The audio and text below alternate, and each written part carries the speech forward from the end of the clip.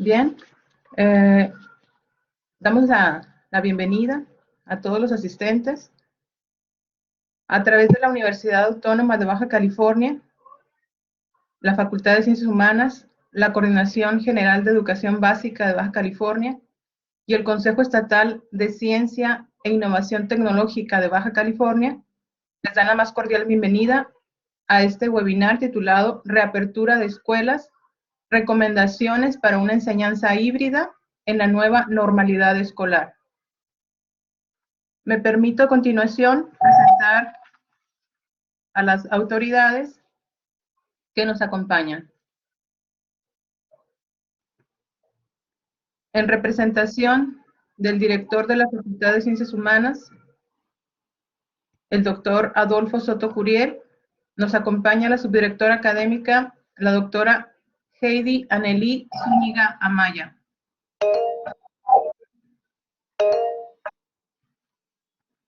Nos acompaña por parte de la Subsecretaría de Educación Básica,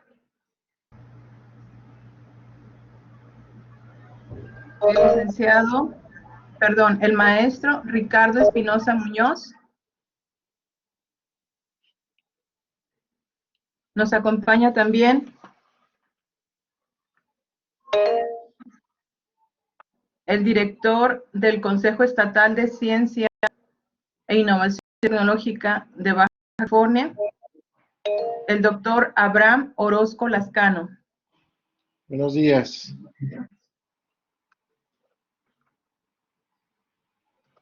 Y obviamente nos acompañan los doctores Juan Carlos Castellanos Ramírez y la doctora Chamali Alelí Niño Carrasco.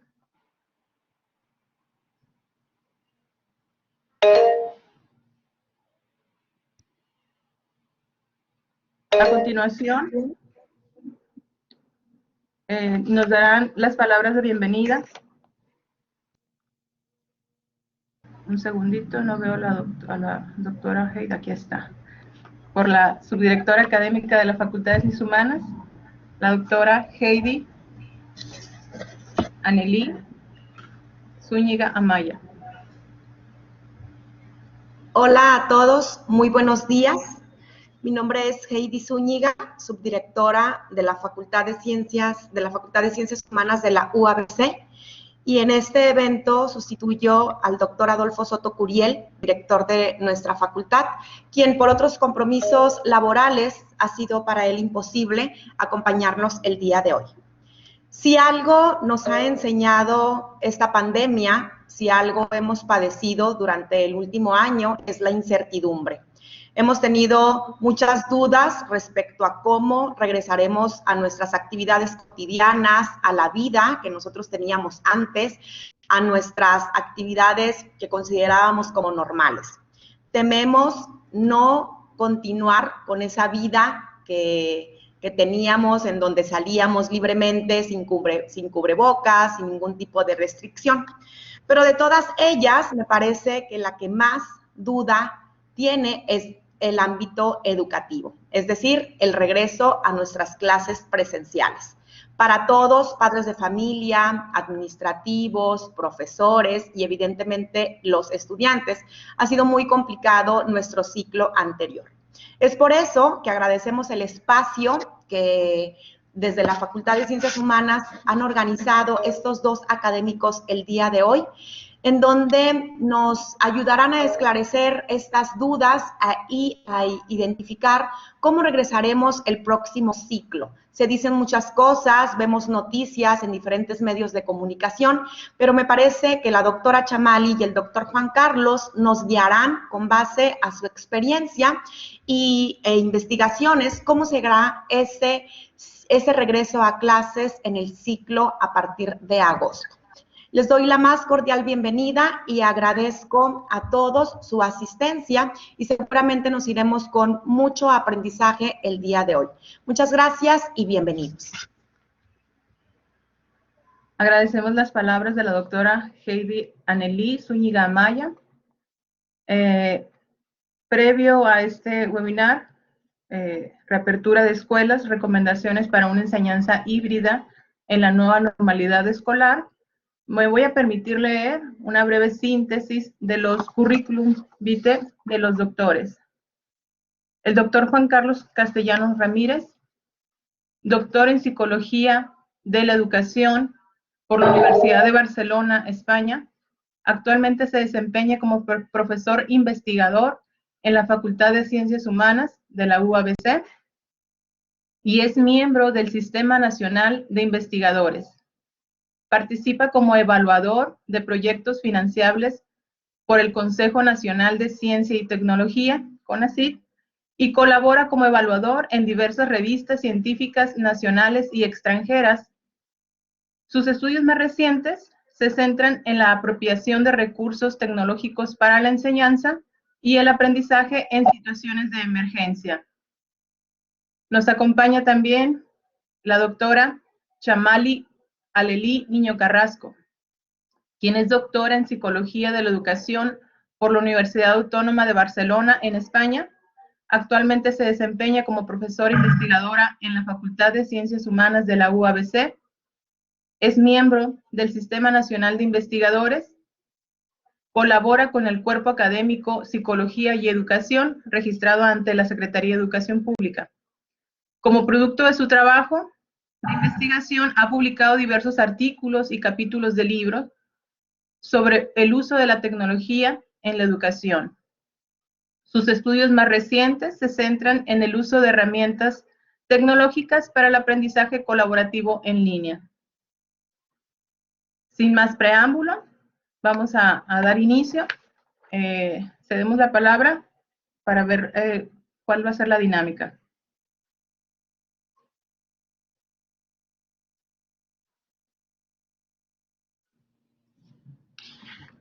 Muchas gracias, Mónica, por la presentación. Agradezco a todos los que nos acompañan en esta pequeña charla, a la doctora Chamali Niño, con quien comparto este espacio de reflexión, y de manera muy especial a los maestros y maestras que han sido el motor principal para la organización de este evento. A ustedes mi más profunda admiración por sostenerse firmes durante más de un año en esta travesía, que aunque físicamente nos aísla, también nos ha permitido hasta cierto punto acercarnos como comunidad docente.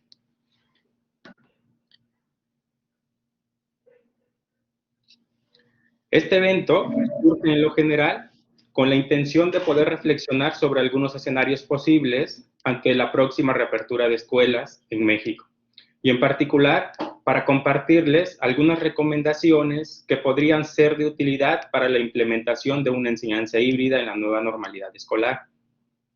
En este sentido, el abordaje que realizamos en torno a este tema se enmarca en los últimos trabajos de investigación que hemos estado realizando, la doctora Chamali y su servidor, sobre educación en situaciones de emergencia, y que nos permiten hacer una lectura sobre lo que probablemente estaremos viviendo en los próximos meses. De esta manera, el hilo conductor de la presentación se articula a través de 5 grandes temas. En primer lugar, nos remitiremos al impacto que el cierre nacional de escuelas ha tenido en el desarrollo de los estudiantes. En segundo lugar, a la luz de lo que ha ocurrido en otros países, analizamos los posibles escenarios que podrían darse de cara a la apertura de escuelas en México, para luego, en un tercer momento, hacer énfasis en algunas formas básicas de organización que podrían facilitar la etapa de reconstrucción de esta nueva normalidad y que han sido medulares en el caso de otros países.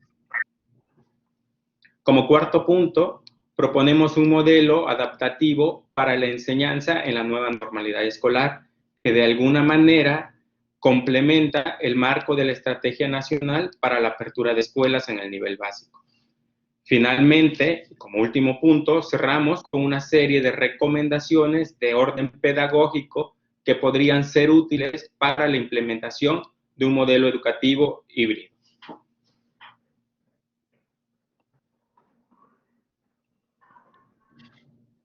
En las últimas décadas, las catástrofes naturales y creadas por los seres humanos se han incrementado en distintas partes del mundo. Cuando una ciudad o un país se ve afectado por algún desastre, los servicios educativos interrumpen como medida de protección sus clases para proteger a los estudiantes. No obstante, se ha comprobado que un cierre prolongado de escuelas provoca graves desequilibrios en el desarrollo estudiantil y socioemocional de los estudiantes. Al cerrar las escuelas, no solo se ponen en riesgo los aprendizajes, sino también abre las puertas a muchas otras degradaciones en materia de salud mental, seguridad alimentaria y maltrato infantil.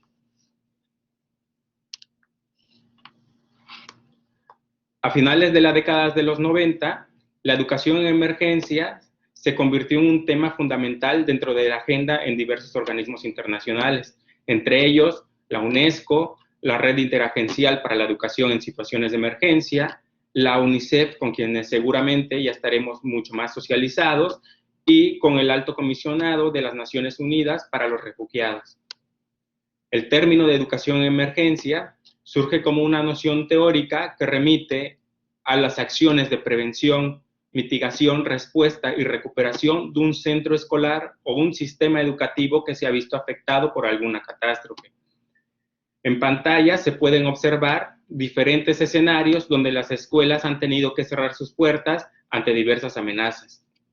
Como se ve, antes de la pandemia por COVID-19, en algunas ciudades o países se habían experimentado cierres nacionales o cierres sectorizados, en el cual los recursos tecnológicos también han sido una alternativa para mantener a flote los procesos formativos de los estudiantes.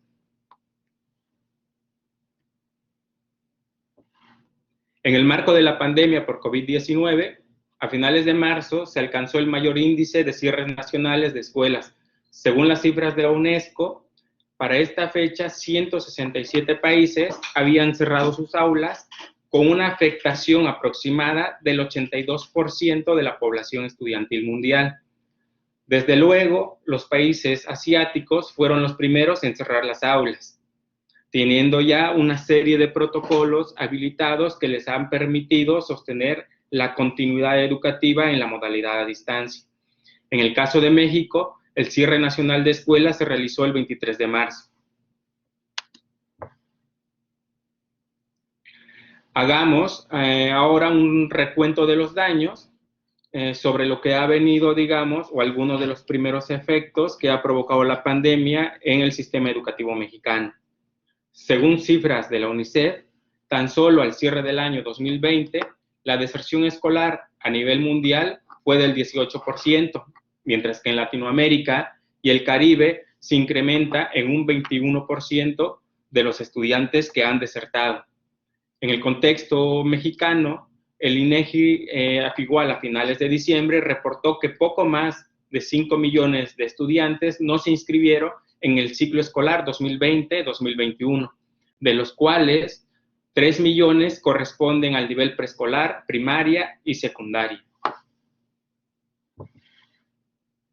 Desde luego, la deserción escolar está asociada a diversos factores, en el que coinciden muchos otros elementos que terminan incidiendo en el desempeño de los estudiantes. Por ejemplo, los altos niveles de desigualdad económica, los niveles de marginación y las brechas digitales. De hecho, precisamente son los estudiantes más afectados, son aquellos que viven en condiciones de pobreza, exclusión social y exclusión digital. En pantalla se pueden ver algunos datos. Por ejemplo, menos del 40% de los estudiantes disponen de computadora e internet en casa, por lo que en el contexto mexicano tuvieron que echar mano en gran medida del uso de celulares para poder trabajar y cumplir con sus tareas. Además, los niños no cuentan, los niños que aún contando con los recursos tecnológicos muchas veces no es suficiente y tienen que compartirlo con otros miembros de su familia. Durante el COVID-19, las desigualdades económicas también se han profundizado debido a la pérdida de empleo, la reducción de salarios y gastos no previstos en la familia. Se calcula que el 73% de las familias con niños en edad escolar, ¿sí?, tienen o han tenido un detrimento económico. También se reporta fuertes daños en la salud física y mental y emocional de los estudiantes. Por ejemplo, el 35.7% de los estudiantes han sido diagnosticados con ansiedad severa. Todo esto, desde luego, termina impactando en el desempeño académico de los niños y las niñas, principalmente en problemas de comprensión, además de otros factores como la carga excesiva de tareas que muchas veces está asociado con la sobrecarga de contenidos del currículo escolar. Y sobre todo, un factor muy importante ha sido la ruptura de las redes de apoyo entre pares, que en muchos casos, y como todos podemos reconocer, es de vital importancia para que los estudiantes superen dificultades de orden académico. El cierre de escuelas en este sentido, no solo irrumpe en el desarrollo académico de los estudiantes, sino también en uno de los espacios de socialización más importantes para ellos, que es la escuela. En general, los estudios de la UNICEF reportan que el 58.3% de los estudiantes consideran que el aprendizaje por televisión o videollamada ha sido mucho menor que cuando asisten a las aulas. Es importante subrayar que este dato es el resultado de una diversidad de factores y no pueden ni deben asociarse al desempeño de los profesores, puesto que muchas limitaciones obedecen a circunstancias de otros ámbitos y niveles que no está en las manos de los profesores poder resolver. Más bien, lo que pensamos es que los profesores luchan contra corriente para reducir el impacto que las desigualdades económicas, sociales y digitales provocan en el aprendizaje de los estudiantes, además de los currículos sobrecargados de contenidos difíciles de abordar en un ciclo escolar, incluso en condiciones normales.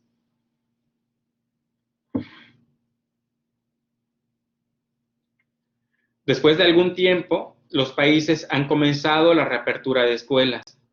Algunos países asiáticos, como China, Japón y Corea, así como algunos países europeos, tuvieron una rápida recuperación de sus servicios educativos, ya que a finales de abril iniciaron la reapertura progresiva de escuelas. Esto significa que sus escuelas estuvieron cerradas aproximadamente entre 2 o 3 meses solamente.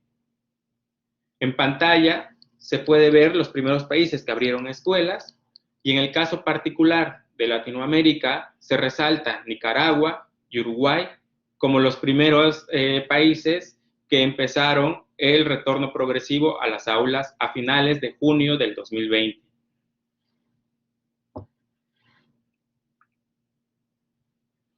En pantalla podemos ver que de marzo de 2020, cuando se reportaban 167 países con cierres nacionales de escuelas, pasamos a finales de mayo a 24 cierres nacionales, dentro de los cuales nos encontramos nosotros.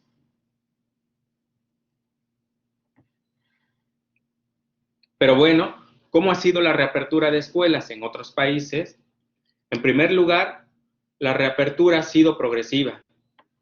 En ningún país, por más desarrollado que sea, se ha pasado de la noche a la mañana del cierre total de escuelas a la apertura nacional.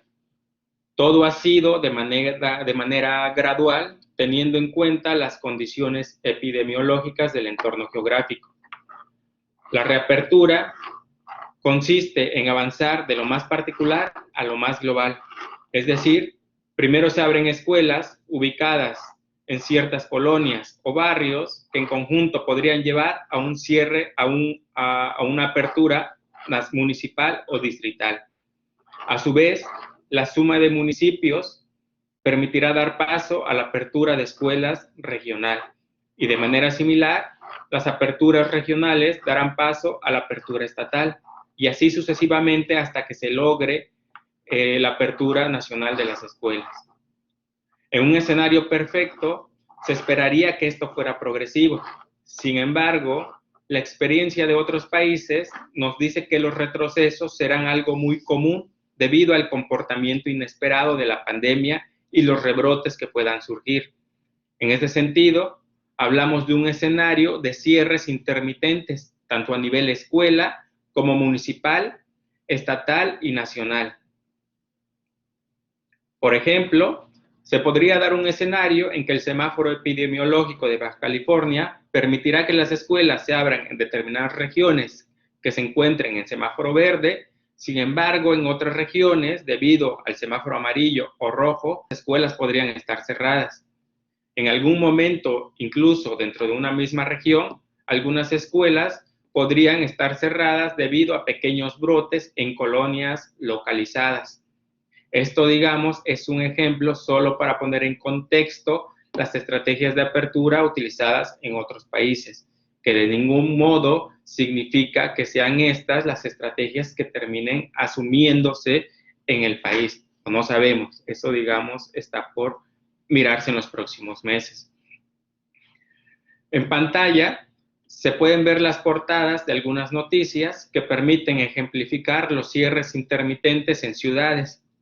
En este caso, Hong Kong fue una de las primeras ciudades en abrir sus escuelas en abril del 2020.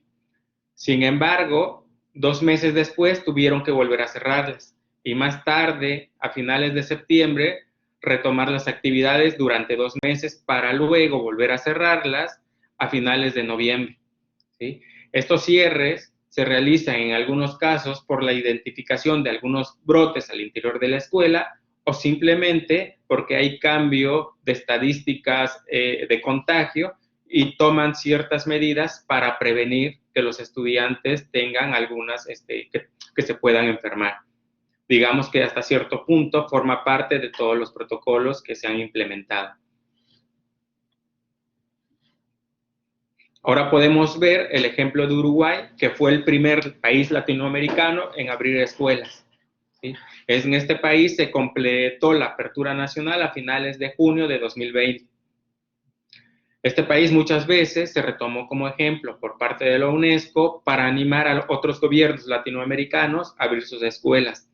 Sin embargo, en Uruguay, 8 meses después de abrir sus escuelas, tuvieron que cerrar nuevamente y de manera reciente se encuentran trabajando en el plan de para elaborar un plan de nueva reapertura. Aquí podemos ver un escenario más global, ¿sí? Donde se anuncia posiblemente un nuevo cierre continental de universidades asiáticas para prevenir el contagio de la nueva cepa de coronavirus originada en la India.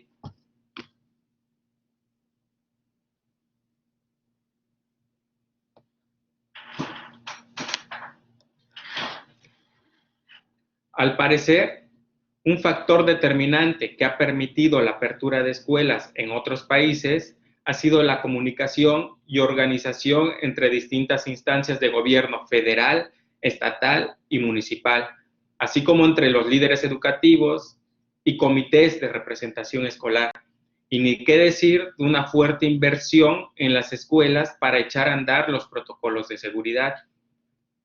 Sobre el tema de financiamiento, y para conocer un poco más lo que ha pasado en otros contextos, les invito a consultar un artículo muy interesante que en días pasados publicó Israel Moreno en Educación Futura, titulado El césped de los vecinos, la apertura de escuelas en California, ¿sí? Para darnos una idea de lo que se está haciendo en la cuestión del financiamiento en otros sitios. En general,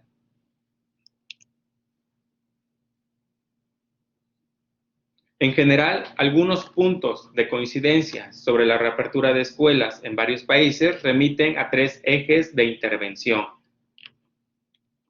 El primer eje de intervención se organiza entre el sector salud y sector educativo para planificar la apertura progresiva, que implica la toma de decisiones sobre la apertura de escuelas por criterios demográficos, priorizando los sitios con bajas tasas de contagio, población y territorio.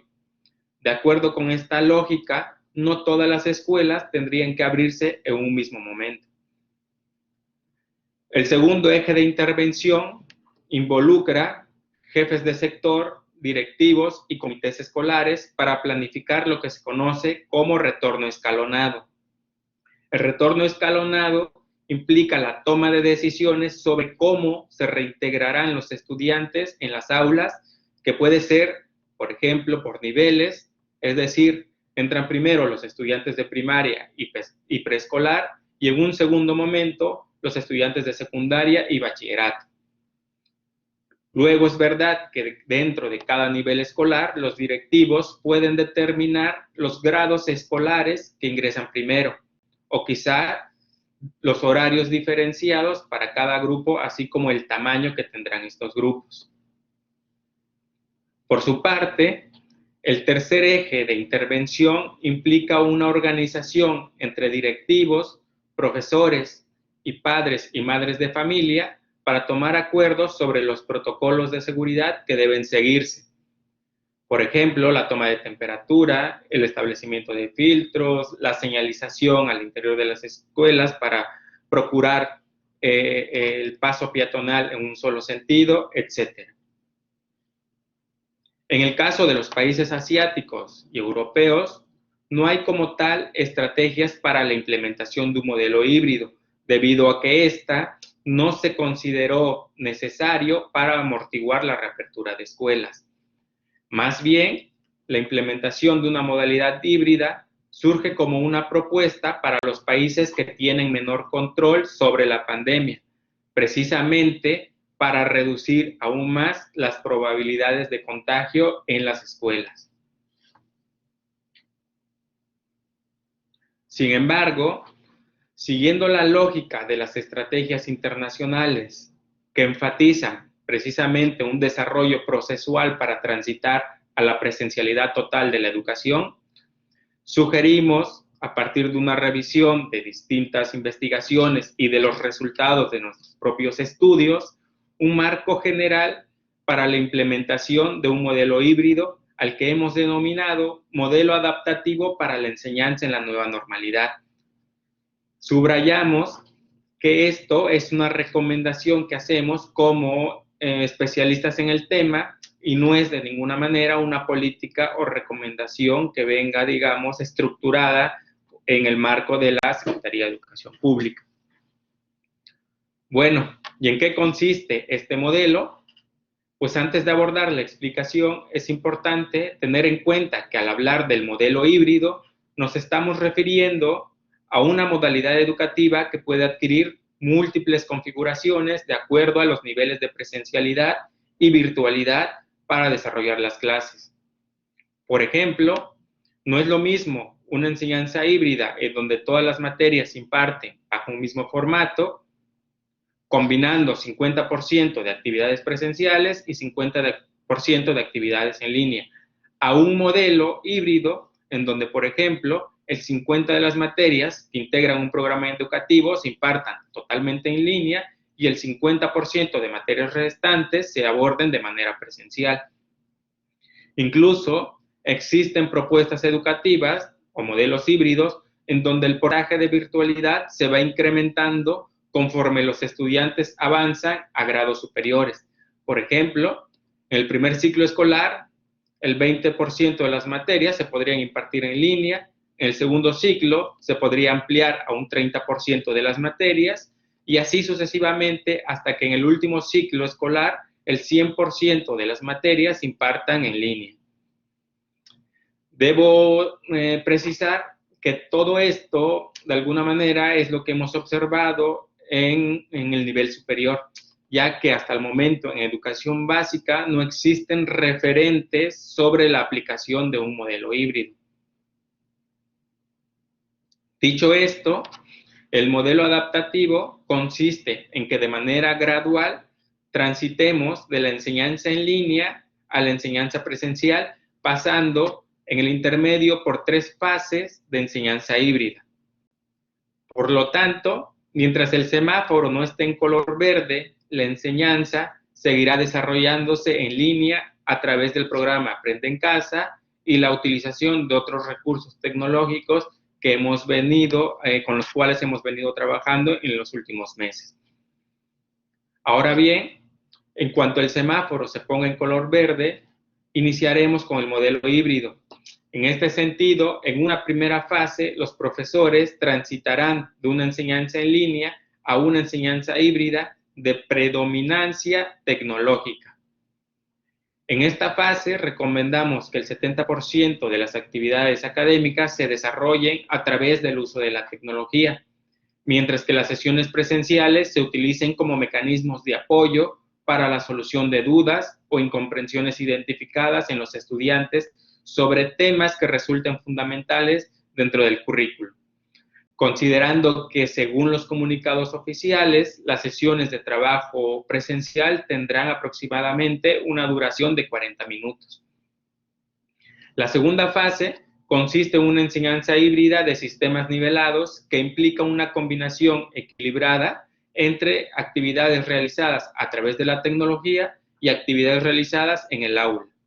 En este sentido, se requiere una integración armónica de recursos, estrategias y actividades que permitan, de cierta manera, una secuenciación lógica de los dos escenarios, en línea y presencial, como elementos complementarios para el aprendizaje de los estudiantes.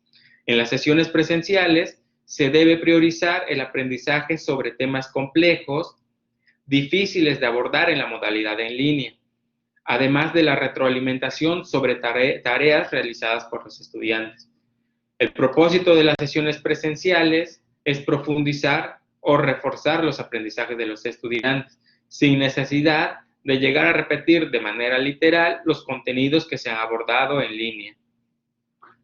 Según la estabilidad del semáforo en color verde en la región, así como el nivel de apropiación de los protocolos de seguridad por parte de la comunidad escolar, se recomienda o recomendamos pasar a una tercera fase de enseñanza híbrida de predominancia presencial. Esto implica que aproximadamente el 70% de las actividades académicas se desarrollen en el aula, sin descuidar en ningún momento las medidas de seguridad.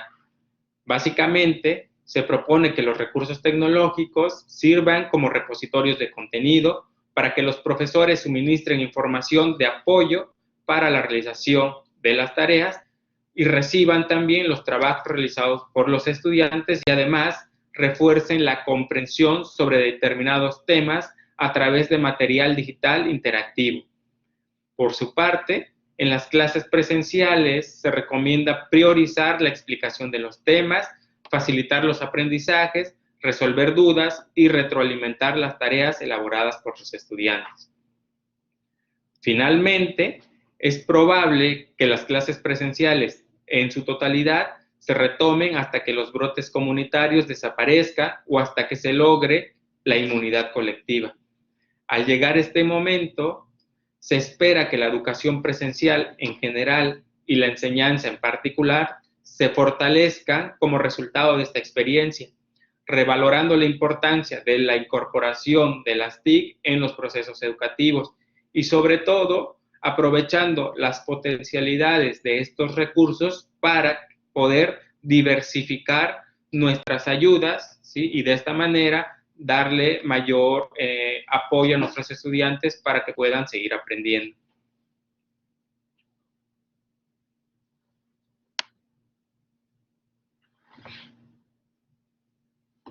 A principios de mes de mayo, la Secretaría de Educación a nivel federal publicó la guía para orientar a los gobiernos estatales en las estrategias de reapertura de escuelas, donde se enuncian una serie de pasos para concretar el regreso a las aulas. Sobre este tema, a decir verdad, existe o se ha generado una gran confusión, ¿sí?, sobre cuáles van a ser los pasos, ¿no?, la estructura, los elementos que nos van a orientar para empezar a regresar o para empezar a abrir las escuelas, ¿sí? Esto yo creo que se debe principalmente a que existen o han surgido una diversidad de manuales, una diversidad de comunicados, ¿sí?, donde ante tanta información como que se escapa el contenido nuclear que nos permitiría clarificar cuáles son los pasos que debemos seguir, ¿vale? Y en este sentido, yo les recomiendo, ¿no?, les recomiendo que le puedan echar una revisada a este documento que se llama Estrategia Nacional para el Regreso Seguro a Clases Presenciales en las Escuelas de Educación Básica, y ahí yo creo que va a encontrar varios elementos sobre las etapas, ¿sí?, que se están proyectando para el retorno. a nivel federal, digamos, y que tendrían que operar a través de los distintos estados. En esta tabla, ¿sí?, lo que hicimos es intentar sintetizar, ¿sí?, los elementos o esta serie de etapas que se estarán implementando en los estados, ¿sí? Como se puede ver en pantalla, la Estrategia Nacional para la Apertura de Escuelas comenzó con la vacunación del personal educativo y se prevé que cada estado organice su plan de retorno a la nueva normalidad escolar, con base en algunas recomendaciones que desde luego enfatizan la corresponsabilidad entre el sector educativo, directivos, profesores y comités escolares. De acuerdo con la estrategia nacional, el orden para planificar el regreso a las aulas es el siguiente. En primer lugar, se recomienda que las autoridades educativas, en coordinación con el sector salud de cada entidad federativa, realicen un sondeo de opinión para conocer las percepciones de las familias respecto a la reapertura de escuela para la toma de decisiones. En segundo lugar, se recomienda que el responsable estatal del sector educativo, junto con los directores de los diferentes niveles educativos, elaboren un plan de reapertura. Algunas directrices básicas que se dan en esta guía para la elaboración de dicho plan es tener en cuenta el despliegue de 3 fases. Una primera fase que implica la apertura de escuelas en municipios rurales, una segunda fase que involucra la apertura de escuelas localizadas en municipios semiurbanos y una tercera fase que remite a la apertura de escuelas en municipios urbanos. En tercer lugar, se recomienda establecer un equipo directivo encabezado por la autoridad educativa estatal y los responsables de los distintos niveles educativos, para la elaboración de un programa local de regreso a clases en el que se contemplen estrategias, acciones, metas y mecanismos para estar monitoreando las escuelas ubicadas por diferentes zonas o sectores. En cuarto lugar, se propone que cada escuela, a través de los consejos técnicos escolares, planifique las acciones para la organización física de las aulas, las jornadas de limpieza escolar, los protocolos de acceso, estancia y salida de la escuela, los protocolos de emergencia en caso de un posible contagio, además de tomar decisiones sobre la organización de los grupos, las franjas horarias, días de asistencia, tamaño de los grupos y otras condiciones académicas para el trabajo híbrido. En quinto lugar, se propone la conformación de comités participativos de salud escolar, donde se involucren padres y madres de familia o tutores, personal docente y directivos, con la finalidad de poder llevar a cabo jornadas de limpieza escolar y los filtros de corresponsabilidad que se pretenden instalar. Al salir de sus hogares, cuando las madres o los padres tienen que checar la temperatura, cuando los niños salgan de sus casas, después se tiene que estar checando cuando ingresan a la institución y un tercer filtro al ingresar a las aulas. Finalmente, en lo que corresponde al profesorado, la SEP, en esta guía, digamos, general, recomienda un periodo de valoración diagnóstica que tiene como propósito valorar los aprendizajes obtenidos por los estudiantes durante el periodo de trabajo en línea e identificar los temas que deberían ser objeto de reforzamiento. Con base en dicho diagnóstico, se prevé que el profesorado desarrolle un plan de trabajo para la recuperación de aprendizajes, mínimamente con una duración de 3 semanas. Y una vez finalizado el periodo de reforzamiento de aprendizaje, el docente estará en condiciones de esbozar un plan de trabajo para el resto del ciclo escolar 2020-2021. Como se ve, estas acciones de planificación tendrían que partir siempre de lo más general a lo más particular, empezando desde los niveles más altos y finalizando con los planes del profesorado. Esto, digamos, es el contexto general de esta guía que, como les comentaba, ustedes pueden revisar a mayor detalle, ¿sí?, para ver estas etapas, ¿sí? A continuación, la doctora Shamali nos compartirá varios tips que podrían ser de gran utilidad de cara a la implementación de una enseñanza híbrida desde el punto de vista más pedagógico. Le cedo la palabra a la doctora Shamali. Bueno, compañeros y compañeras docentes, buenos días. La verdad es que es para mí un gusto, tanto como lo es para el compañero Juan Carlos y para la facultad, para la universidad en general, el estar compartiendo este espacio con ustedes, ¿no? En primer lugar, porque como docentes también pues reconocemos la necesidad de tener siempre estrategias, de tener una voz, ¿no? De alguna manera de alguien, una voz experta de alguien que de alguna manera ya haya implementado alguna serie de estrategias justamente que le hayan servido o que le hayan facilitado pues esta loable tarea que es justamente la docencia, ¿no? De ahí entonces que en primer lugar pues agradecer la asistencia de todos y de todas ustedes y pues bueno, básicamente como ya comentaba el doctor Juan Carlos, me toca compartirles esto que es pues ya el tema en particular de nuestro evento, que son las recomendaciones para la implementación de un modelo híbrido. Y en este sentido, créanme que incluso la fotografía que aparece en la diapositiva no es una fotografía cualquiera. Es decir, para mí esta fotografía representa básicamente el trabajo que muchos de nosotros estamos realizando o que hemos venido realizando a lo largo de todo un año o poco más de un año, ¿sí? Básicamente, pues, ¿cuál es el propósito, no? Como vemos en la fotografía, pues es cruzar, ¿sí? Cruzar ese paso de cebra, ¿para qué? Pues para llegar al otro lado de la calle, ¿no? Y entonces, pues es la analogía que hay con la cuestión educativa, ¿no?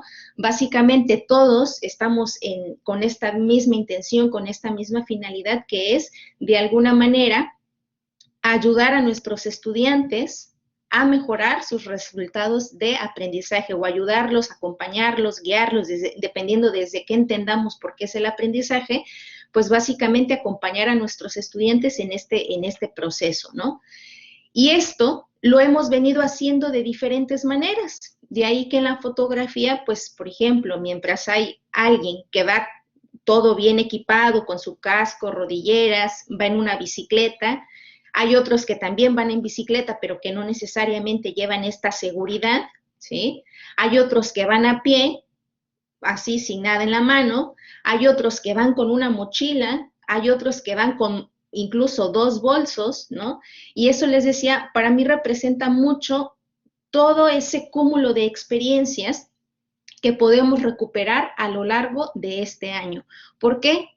Porque espero, ¿sí?, que más bien que mal, pues la mayoría de nosotros hayamos de alguna manera implementado estrategias por recomendación, por decisión personal, porque escuchamos que esto a lo mejor nos iba a ayudar, pero de alguna manera, sí o sí, somos unos docentes diferentes que cuando lo éramos solamente en la presencialidad, ¿vale? Y básicamente de eso van estas recomendaciones, de recuperar esas experiencias, de recuperar estas cosas que ya hemos venido haciendo a lo largo de un año y poco más, ¿sí? Y de alguna manera simplemente lo que tenemos que hacer con estas nuevas recomendaciones para la implementación de un modelo híbrido es ordenarlas y ver qué de eso que yo ya hice o que ya de alguna manera fui aprendiendo me puede ayudar y me puede servir para mi trabajo personal, pero también para el trabajo del resto de mis compañeros. De ahí entonces, ¿sí?, solamente recuperando algunas de las precisiones que ya nos hacía el doctor Juan Carlos en una de las diapositivas, básicamente pues la educación híbrida no es algo nuevo. Para algunos de ustedes probablemente sea un término muy cercano, es decir, alguna vez lo hemos escuchado antes de la pandemia o durante la pandemia. Para otros quizás no es tan cercano, no es tan familiar este término. Sin embargo, la educación híbrida o la modalidad híbrida como tal tiene su origen a finales de los años 90. como ya lo decía el doctor Juan Carlos, básicamente surge como a raíz de unas propuestas implementadas netamente para la educación superior. De ahí entonces que el propósito de este modelo, ¿sí? De esta modalidad, perdón, sea justamente el de mejorar la comprensión y profundización del conocimiento, ¿sí? Pero de aquel que en las sesiones presenciales no alcanzaban a desarrollarse. Es decir, estamos hablando de programas educativos en los que necesariamente el trabajo académico pues es muy corto, ¿no? El ciclo es muy corto, por lo tanto, se tuvo que echar mano o se tiene que echar mano pues de sesiones presenciales y de sesiones en línea, y entre estas tiene que haber una complementación, de ahí que una de sus principales características sea justamente la combinación, ¿sí? De esas secuencias didácticas, es decir, de lo que pensamos o planificamos para las sesiones presenciales y aquellas que planificamos u organizamos o diseñamos para las sesiones en línea. Básicamente lo que se intenta con esta combinación o complementariedad de secuencias didácticas es movilizar esos aprendizajes en los dos escenarios educativos, es decir, en lo presencial, en el salón de clases, y en línea, en las aulas virtuales. De lleno, ¿sí? Básicamente las recomendaciones podemos situarlas según se desarrolla nuestra función docente. Es decir, hay muchísimo trabajo que realizamos antes del inicio de clases, mucho más trabajo durante el desarrollo de las clases y, sorpresa, ahí no termina el trabajo. Tenemos trabajo también para el término o al cierre de las clases. Incluso hace un par de días miraba yo, me encontré por ahí un meme, ¿sí? En una de las redes sociales, que decía, ¿no? Justamente, a ver, en un momento determinado me causó mucha gracia, me causó risa, pero hasta cierto punto, cuando ya analizamos realmente qué implica la docencia y qué implica ser docente en esta época de contingencia, logramos valorar, ¿sí? Todo ese trabajo que realmente implica estar frente al monitor, ¿sí? Con los estudiantes, estar en contacto con las familias, estar en contacto con los directivos. Y básicamente el meme decía, vaya, me parece que ser profesor o la enseñanza es el único trabajo en el que tienes que trabajar antes de ir al trabajo. Y durante el trabajo, trabajar, y terminas y sales del trabajo para trabajar, ¿cierto? Entonces, retomando ese meme, pues básicamente es como les voy a presentar las recomendaciones. Para antes del inicio de las clases, incluso puse por ahí una frase: mejor invertir tiempo en la elaboración de un plan que perderlo en revertir errores, ¿sí? ¿Por qué? Porque básicamente, ¿sí? Esta planificación inicial que nosotros realicemos o realizamos nos puede servir como una brújula, ¿sí? Es una guía que nos va a ayudar no solo a pautar nuestra actividad, ¿sí? Sino incluso a marcar las expectativas, los resultados o aquello que esperamos de la implementación de esa planificación, ¿sí? De ahí entonces que una de las primeras grandes recomendaciones para el diseño de nuestras actividades docentes sea, primero, agrupar los temas por complejidad o extensión. Es decir, no todo, ¿sí? Lo que viene, que esto ya nos llevaría a otra discusión, ¿sí? Que no vamos necesariamente a abordar en esta sesión, no todo lo que está, ¿sí? En nuestros programas es básico y prescindible de enseñar. Es decir, hay muchas cosas, y no me dejarán mentir los compañeros y compañeras docentes que estamos aquí, hay muchos contenidos que no necesariamente van a retomarse para el siguiente ciclo, es decir, no son básicos imprescindibles. ¿Por qué? Porque si no los ven, bueno, sería bonito que lo vieran, ¿no? Nuestros estudiantes, sería idóneo, pero si no lo ven, pues tampoco es que no vaya a lograr superar el siguiente ciclo, ¿cierto? Entonces, la primera recomendación es esa, agrupar los temas por complejidad. Es decir, nosotros dentro de nuestra experiencia como docente, tenemos que poder identificar cuáles son esos contenidos que resultan más abstractos, más complejos, ¿sí? ¿Para qué? Para que justamente esos que son más complejos de entender, de comprender, de explicar, ¿sí? Sean aquellos a los que les dediquemos tiempo en las sesiones presenciales. Y en cambio, aquellos que sean más ligeros, más fáciles, más simples, aquellos que con algún ejemplo incluso los podamos comprender, sean a los que les dediquemos nuestras sesiones en línea, ¿sí? Esto, de alguna manera, nos lleva a la segunda recomendación, que es, docente, realiza una depuración de temas.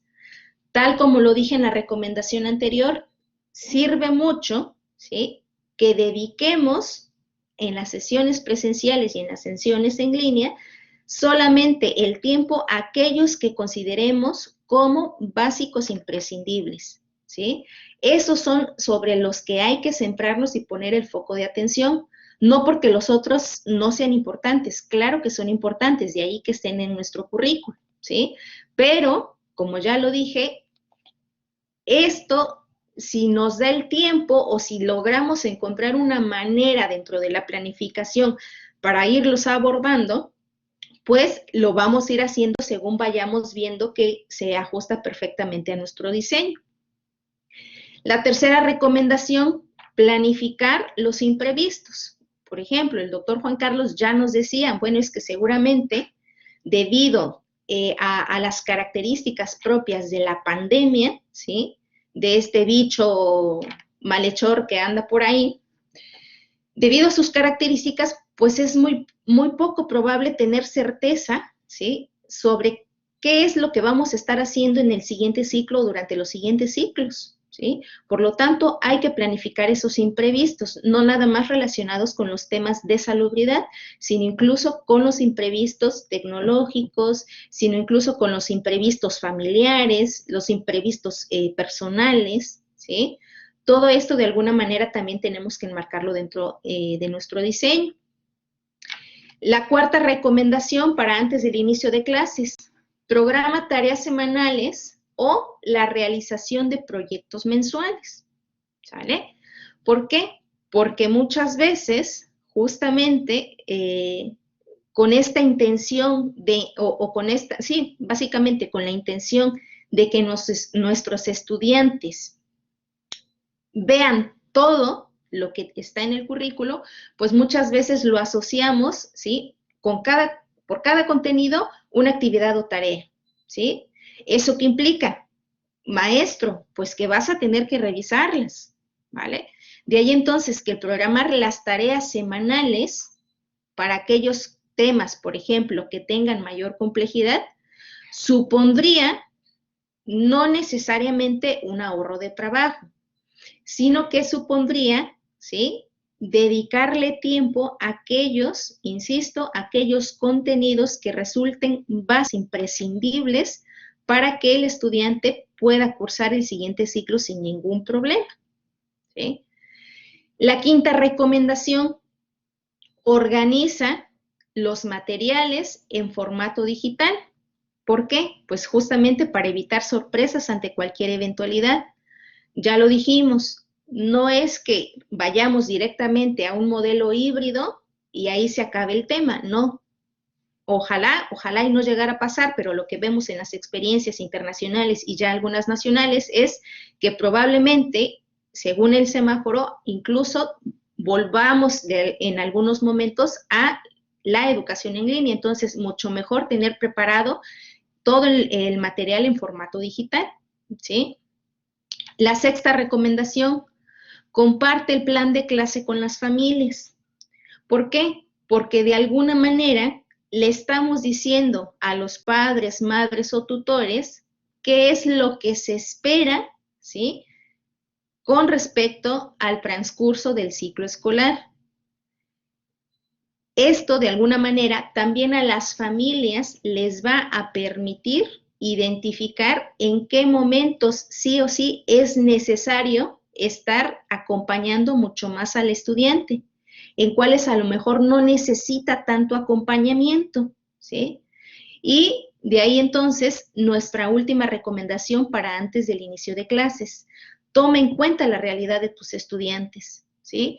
Muchas veces, lo digo por experiencia personal, nosotros planificamos, ¿sí?, actividades que nos parecen muy innovadoras y puede que lo sean, pero resulta que esto implica, ¿sí?, el uso de determinadas tecnologías o determinadas herramientas digitales que no necesariamente están a la mano de nuestros estudiantes, ¿sí?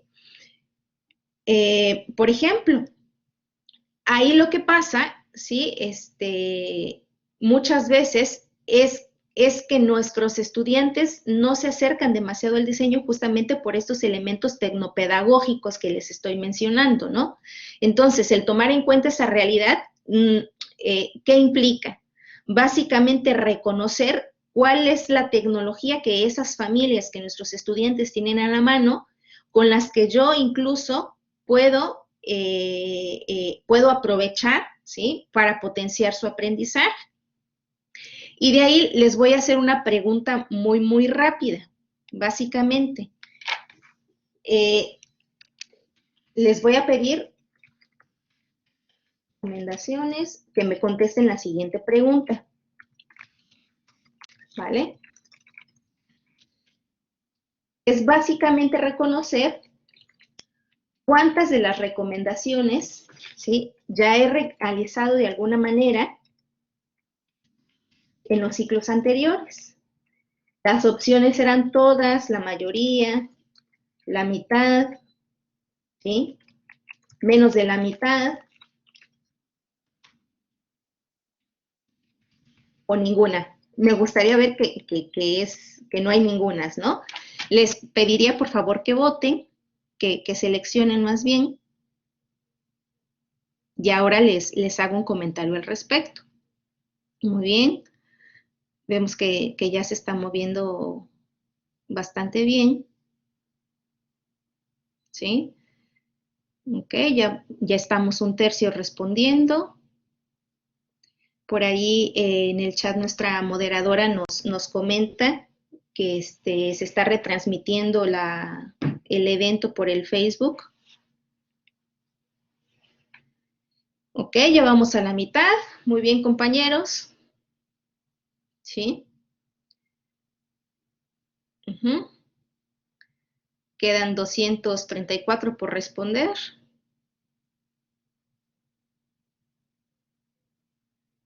Muy bien, ahora quedamos casi 200. ¿Sí? Y en lo que el resto responde, ¿cuál es el dato interesante? Yo les decía hace un momento, compañeros y compañeras, ¿sí?, a partir de la fotografía esta que les mostraba del paso de cebra, ¿sí?, no les vengo a contar cosas nuevas, ¿sí? No venimos a contarles cosas nuevas.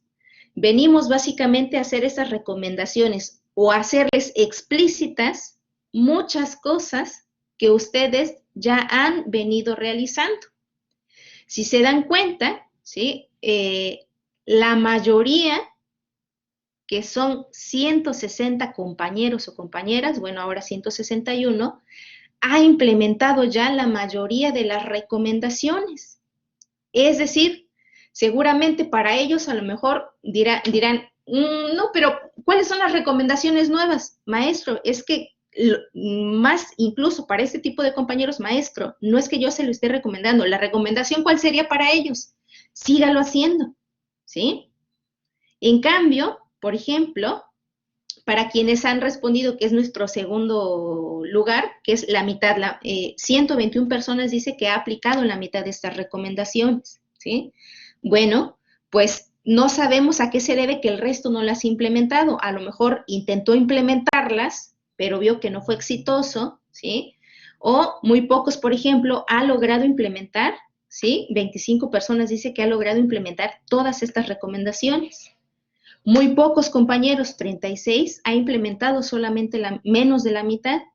Y hay 5 compañeros o compañeras que no ha implementado ninguna de estas recomendaciones, ¿sí? No sabemos por qué, los por qué son muy interesantes. Desafortunadamente somos tantos en la sala que no podemos abrir los micros, ¿sí? Pero sería interesante saber por qué no se han implementado y seguramente esto tenga que ver con cuestiones tecnológicas, ¿sí? No dudo de la intención que todos tenemos por mejorar el aprendizaje, ¿vale? Como se dan cuenta, tenemos mucho trabajo por hacer. ¿Por qué? Y les voy a enseñar la siguiente diapositiva, ¿sí? Al menos las primeras 5 recomendaciones aparentemente son un trabajo personal o lo hemos realizado de manera personal individual, nosotros ahí solitos o solitas quemándonos el coco, ¿no? Como decimos coloquialmente, ¿sí? Sin embargo, compañeros y compañeras, ese trabajo no tiene por qué ser necesariamente o solamente personal, puede ser un trabajo compartido, ¿sí? Y las últimas 2 recomendaciones, ¿qué implica? Pues el trabajo con otros o a partir de los otros. Y esto supone mayor complejidad. ¿Por qué? Porque a veces no todas las familias están abiertas, ¿sí? A que nosotros como docentes mantengamos un canal de comunicación respetuoso con los horarios, con los canales de comunicación, ¿sí? Y sobre todo porque muchas veces o no nos damos a la tarea de conocer esa realidad de los estudiantes o simplemente no logramos saber de ellos o no nos dan a conocer esta realidad por vergüenza, porque no tienen cómo hacernos llegar ese diagnóstico a lo mejor de necesidades tecnológicas, ¿sí? Pero es importante hacerlo. ¿Por qué? Porque en la medida en que conozcamos las características de las familias de nuestros estudiantes y las características socioeconómicas, así también nosotros nos podemos orientar qué herramientas digitales que propongamos serán aquellas que se acerquen y que le permitan a nuestro estudiante, a nuestros estudiantes, avanzar mucho más en su aprendizaje, ¿sí? Vamos con las siguientes recomendaciones. Antes y durante las clases, y aquí viene la frase y pues también nuestra fotografía. Un bote no va hacia adelante si cada uno rema a su propia manera. ¿Qué quiere decir esto? ¿Sí? Que todos vamos en lo mismo, ¿sí? Por lo tanto, que sí o sí les recomiendo muchísimo compartir las experiencias docentes con otros profesores y profesoras para diversificar, dice, el abanico de estrategias didácticas. Es decir, dice también un refrán por ahí, ¿no? O un dicho, 2 cabezas piensan mejor que una, ¿sí? Y si esas cabezas es una cabeza docente, pues ¿eso qué implica? Pues que vamos a tener muchas más posibilidades. Mi cabeza a lo mejor piensa en 5 cosas, pero a lo mejor con la cabeza de mi compañero o de mi compañera logramos pensar en 15, en 20, ¿sí? O a lo mejor en las mismas 5, pero las mejoramos un montón, ¿sí? De ahí entonces que sea importante establecer esas redes.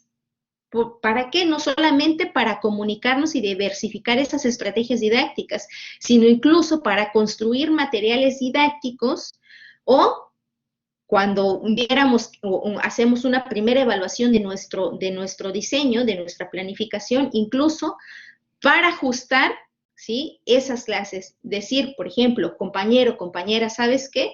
Es que no me está resultando esta primera parte. Me parece que la tecnología que yo pensé que tenían mis estudiantes no la tienen. O la actividad que le propuse resultó muy aburrida, no la entendieron. Ayúdenme, por favor, ¿sí? Es básicamente solicitar ayuda y que los otros estén al servicio de poder ayudar. Tercera recomendación, crea espacios de escucha y convivencia en preestudiantes y pares. ¿Por qué? Porque no solo somos cabeza, ¿sí? hay mucho ahí de apoyo socioemocional que a lo mejor no nos estamos dando y que ha hecho que esta carga, que de por sí es difícil, sea el doble o triple de compleja, ¿sí? De ahí entonces que estas 3 recomendaciones básicamente implique el trabajo con otros y para todos y para todas, ¿sí? ¿Por qué? Porque es básicamente abrirme y decir, venga, a ver, que requiere un ejercicio introspectivo muy importante, un proceso de reflexión muy importante, porque es poder valorar hasta cierto punto qué tanto de lo que yo pensé, qué tanto de lo que yo planifiqué me está resultando o no. Y en ese reconocimiento o en esa identificación, ¿sí? Está el que yo pueda solicitar ayudas y que los otros puedan brindarme esa ayuda. Dice por ahí este otro dicho, que el que no pide, pues no le dan. Pues eso, vamos a quitarnos un poquito la vergüenza, porque también a veces es por cuestión de vergüenza, ¿no? No es ni siquiera que no nos demos cuenta, sino a veces es por vergüenza. Entonces, yo les recomiendo en este sentido que tratemos de acercarnos a compañeros y compañeras con las cuales tengamos esa confianza y sobre todo la certeza de que realmente nos va a ayudar, ¿no? Siguientes recomendaciones. Durante las clases, y aquí viene ya básicamente en la pantalla, vemos del lado izquierdo, de manera muy, muy, muy suavecita, pues a un estudiante con la computadora, ¿no? Y del lado derecho al mismo estudiante ya en la clase, con las butacas, con el profesor o la profesora y el pizarrón, ¿no? Entonces, básicamente durante las clases, ¿sí? Desde el modelo híbrido, implica que, dijimos, básicamente estar en los 2 escenarios. Y en ese sentido están ordenadas estas recomendaciones, ¿sí? La primera de las recomendaciones que dice, aprovecha las sesiones en línea para el encuadre del curso académico y el encuadre de unidades temáticas. Es decir, ya sé que seguramente muchos de ustedes dejan bien claro al inicio del curso, incluso a lo mejor cuando entregamos este plan de clase a las familias, qué es lo que se espera, cuáles son las competencias que se espera desarrollar o fortalecer durante todo el ciclo escolar. Pero yo les diría, maestros, maestras, no hagamos solamente eso. Tratemos de hacerlo también por cada una de las unidades. Nunca está de más recordarle a los estudiantes y a las estudiantes qué es, o a las familias, qué es lo que se espera con cada una de las unidades. ¿Por qué? Porque también estamos dando la oportunidad, ¿sí?, a ellos o a ellas de que sepan cómo va a ser ese proceso o ese progreso en su aprendizaje. ¿Y de qué nos sirve esto? No es más trabajo, ¿no? Sino nos sirve justamente para que cuando hagamos estas valoraciones a partir, ¿sí?, de qué es lo que se espera en cada unidad o bloque temático, nosotros como docentes pues tengamos ya más fácil esa tarea de reconocer qué tanto de lo que yo he estado planificando me ha resultado o no, ¿vale? La segunda recomendación, en sesiones de trabajo en línea, aborda temas sencillos de procesar. Ya lo decíamos, básicamente eso viene de la recomendación anterior, ¿sí?, de antes de clases, poder identificar cuáles son los temas complejos, cuáles son los que podemos agrupar, que se pueden revisar en una sesión de trabajo en línea, y eso nos lleva, y voy a pintar aquí en la pizarrita, ¿sí?, aquí, a la siguiente, ¿no?, que es básicamente, si en las sesiones en línea abordamos los temas sencillos de procesar, ¿sí?, en las clases presenciales aborda los temas de alta complejidad, que requieren una explicación, ¿sí?, que requieren mayor profundidad, que tú sabes como docente que le van a plantear muchas preguntas al estudiante. Esas dedícalas a esos temas, dedícalos a las clases presenciales, ¿sí? Siguiente recomendación para las sesiones en línea. retroalimenta la tarea de los estudiantes, ya sea grupal o individualmente, ¿vale? Evita, sobre todo evita, poner una valoración numérica sin una retroalimentación de por medio. ¿Esto qué implica? Que le digas, según esos criterios de elaboración que estableciste para cada una de las actividades, según esos criterios de evaluación de cada una de las actividades, que le puedas decir al estudiante, ¿sí? Alumno, alumna, conforme a las indicaciones, esta tarea tenía que cumplir con tantos requisitos, tú cumpliste con 3, te recomiendo que mejores sobre esto, esto y lo otro, ¿sale? Incluso podemos hacer un borrador, el cual vayamos modificando, personalizando, ¿sí? Por eso les decía, no sé si se acuerdan que en un momento determinado comenté, no pongamos tantas tareas o tantas actividades. ¿Por qué? Porque eso implica retroalimentarlas. No calificarlas nada más, sino retroalimentarlas. ¿Por qué? Porque le estamos dando la posibilidad al estudiante de saber cómo va avanzando en su aprendizaje, ¿sí? Esto nos lleva a una recomendación para las sesiones presenciales, que son las que tenemos aquí abajo, ¿sí? Ya se las señalé con azul. Resuelve presencialmente aquellas incomprensiones o errores que hayas identificado en las tareas de los estudiantes y que sí o sí necesitan resolverse para el abordaje del siguiente contenido. Es decir, dedícales tiempo en las sesiones presenciales a resolver esas dudas de aquellas tareas o de aquellos contenidos que sepas por tu experiencia que si no las resuelves, pues no va a poder resolver lo siguiente, es decir, aquellos contenidos que estén encadenados, ¿sí? En medio de estas recomendaciones, se las estoy señalando ahí, les recomendamos habilitar un espacio digital para resolver dudas sobre tareas y mantener comunicación, ¿sale? Tanto con los estudiantes como con los padres o madres de familia. Pero es bien importante, eso no quiere decir que somos docentes 24/7 los 365 días del año, ¿sí? Es importante definir fechas y horarios de atención, ¿sí? Yo sé, seguramente muchos de ustedes ya lo hacen, es una buena estrategia, es una buena recomendación para el resto de nuestros compañeros, ¿sale? Y entonces viene nuevamente aquí nuestro sondeo, ¿sí? Tenemos básicamente, ¿sí? Lo mismo, ¿cuántas de estas recomendaciones ya he implementado? Nuevamente nuestras respuestas van a ser todas, la mayoría, la mitad, menos de la mitad, ¿vale? Y ninguna. Me gustaría que me ayuden a responderla, por favor.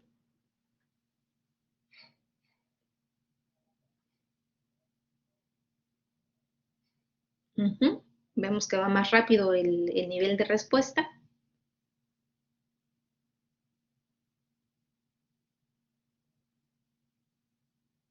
Y es básicamente como el mismo comportamiento de la pregunta anterior que les hacía, ¿no? La mayoría, hasta ahorita cerca de 160, ha implementado, ¿sí?, la mayoría de estas recomendaciones. Nuevamente, maestros, no es, como ya lo ven, que les vengamos a decir cosas que ustedes no hayan hecho. Son cosas que ya han realizado, que ya han implementado, y venga de ahí el reconocimiento de decir, qué bueno, sigámoslas implementando y ayudemos al resto de nuestros compañeros, por ejemplo, aquellos que solamente han aplicado la mitad, menos de la mitad o ninguna de estas recomendaciones, ayudémosles compartiéndoles nuestras experiencias y, sobre todo, esas buenas prácticas que nos han resultado mejor para nuestro trabajo, incluso para nuestra salud, ¿sale? Lo mismo les decía, 24 profesores o profesoras dicen que han implementado todas estas recomendaciones, la mayoría 182, 102 dicen que ha implementado la mitad, 20 personas dicen que menos de la mitad y como dije, solamente una persona dice que no ha podido implementar ninguna de estas, ¿sale? Entonces, vamos a la siguiente diapositiva. Ya vamos a terminar, ¿eh? Al término de las clases, ¿sí? Básicamente, el cierre de las clases o al término de las clases las dedicamos a la evaluación de los aprendizajes, ¿sí? En este sentido, hay 4 recomendaciones muy importantes, además de la evaluación de los aprendizajes a la que le tenemos que dedicar mucho tiempo. ¿Por qué? Porque implica aprobar, ¿sí? O conceder la calificación final a nuestros estudiantes. Tenemos que realizar una valoración de todos los procesos implementados, ¿sí? Básicamente, ¿qué les recomendamos en este sentido? En primer lugar, identificar los elementos de buenas prácticas y compartirlos, ¿sí? Es decir, ya sea por estas redes que yo generé, que ya tengo, que he fortalecido, identifiquemos qué es lo que me ayudó, ¿sí? Así como nos contamos no sé, un chiste, compartimos un meme en el WhatsApp, ¿sí? Yo sé que todos tenemos un montón de WhatsApps grupales, ¿sí? Bueno, pues podemos incluso hacer eso. Hey, compañeros, compañeras, fíjense que hoy se me ocurrió hacer esta actividad y me resultó súper bien. Los estudiantes se implicaron, tal y no sé qué. Bueno, eso es bien importante. ¿Por qué? Porque de alguna manera, incluso como docentes, como compañeros, podemos hacer una recopilación de buenas prácticas que a lo mejor los otros están haciendo y que yo ni siquiera he considerado. O que veo que aquello que yo propuse en un momento determinado, alguien más lo implementó y lo mejoró. Bueno, pues poder identificar esos elementos de mejora, ¿sí? La segunda recomendación, valora la pertinencia de aquello que te haya causado mayor dificultad y ajústalo, ¿vale? ¿Por qué? Lo mismo, porque no necesariamente todo aquello que planificamos, o ahorita ya le podemos dar un premio a alguien que nos diga que no ha tenido que hacer ningún cambio dentro de su planificación, ¿sí? Todos, sí o sí, hacemos cambios, mayores o menores, pero los hacemos. ¿Por qué? Porque los procesos educativos no son lineales, ¿sí? Son complejos. Hay personas ahí aprendiendo y enseñando. Y además de eso, hay todo un contexto, ¿sí? Que influye o que impacta sobre esos procesos educativos, sobre ese desarrollo de los procesos educativos. Por lo tanto, valora la pertinencia de aquello que te causó dificultad. Si está en tus manos, ajústalo. Si no está en tus manos, ¿sí? Bueno, pide ayuda, ¿sí? Solicítala. Siguiente recomendación, reconoce el impacto de los espacios y momentos de acompañamiento entre pares. No solo los tuyos como docente, ¿sí? Sino entre tus estudiantes. Es decir, otorga y confiere el valor que tiene saberse escuchado, saberse comprendido. Que ojo, aquí cuando se los comento a los estudiantes, a mis estudiantes, luego piensan que por contarme determinadas problemáticas, pues la maestra les va a poner un 100, ¿verdad? Eso no quiere decir esta recomendación, sino simplemente reconocer qué tan fácil o qué tan difícil puede ser esa experiencia de aprendizaje si nos sabemos acompañados y acompañadas por otros iguales, ¿sí? Y la última recomendación, docentes, hay un montón, yo creo y estoy convencida que hay un montón de cosas que ustedes ya han hecho, ¿sí? Que se han compartido, pero que no las hemos formalizado o que no hemos dejado evidencia de eso. Entonces, si se agrupan, si pueden hacer un compendio, ¿sí? Formalicen y dejen evidencia de esas buenas prácticas. ¿Por qué? Porque en la medida en que nosotros hicimos este recorrido, ¿sí? Y que vimos que si caminábamos más hacia la derecha nos íbamos a torcer el pie o si caminábamos más a la izquierda iba a ser más fácil, bueno, este recorrido puede facilitar el de otros, ¿sí? De ahí entonces que sea bien importante formalizar y dejar evidencia, grupos de Facebook, grupos de WhatsApp, ¿sí? En el Classroom, en la plataforma en la que ustedes estén trabajando, busquen generar estos espacios, ¿sí? Para compartir, para la escucha. Básicamente, en eso se centran nuestras recomendaciones, ¿sí? Y recomendaciones generales que aplican pues para todo el transcurso de nuestro ciclo escolar. Primero, lleva un control de asistencia de los estudiantes, tanto de las clases presenciales como de las clases en línea. No con fines, ¿sí?, evaluativos, ¿sí?, sino para saber qué tipo de ayuda como docente le tengo que proporcionar a aquel estudiante que en un momento determinado estuvo asistiendo a clases y que dejó de ir, ¿sale? Para eso nos sirve ese control de asistencia, no para quitarle puntos si no entró, ¿sí? Evita solicitar tareas para su entrega en versión física, esto por protocolo de sanidad, ¿sí? ¿Por qué? Porque evitamos la contaminación, el contagio, etcétera. Tercera recomendación general, dales tiempo a los estudiantes para que puedan acostumbrarse a la nueva modalidad, ¿sí? Para nosotros es bien complejo, ¿por qué? Porque supone movilizar esas experiencias acumuladas a lo largo de un año y cacho, ¿sí? Movilizarlas para implementarlas ahora a un nuevo modelo, ¿sí? Cuarta recomendación general, asegúrate de que los estudiantes que por decisión de sus tutores no asistan a clases presenciales, reciban el material digital para suplir los contenidos vistos en el aula, ¿sí? Y sobre todo, asegúrate de que todos los estudiantes que ingresan al salón de clase porten cubrebocas y recuerda las reglas de protección las veces que sean necesarias, ¿sale? Entonces, básicamente, lo mismo. Yo creo que son cosas que hemos venido realizando todos, ¿sí? Está el material de consulta, pueden escribirnos sin ningún problema, se los compartimos. De todos modos, como ya les comenté hace un rato, está quedando grabada la sesión, se está compartiendo también por el Facebook de la facultad, me parece, ¿sí? Y pues muchísimas gracias. Insisto, ha sido muy, muy, muy rico para nosotros poder estar en este espacio y compartirles pues básicamente toda esta experiencia que esperamos les ayude de algo, ¿sí? Sabemos que es muy general, pero que también reconocemos que esto les puede dar ideas justamente sobre aquello que han venido realizando y que hay que seguir haciendo, o ideas sobre aquello que pensé que podrían servirme, que no las consideré también, y que creo que pueden enriquecer mi trabajo docente. Evidentemente, esto requiere, ¿sí? Es un trabajo académico, yo les estoy hablando del momento en que regresemos a las aulas, no les estoy diciendo que es ni ahora, ni mañana, ni pasado, pero cuando regresemos, ¿sí? Estas son unas buenas herramientas que podemos implementar. Muchas gracias.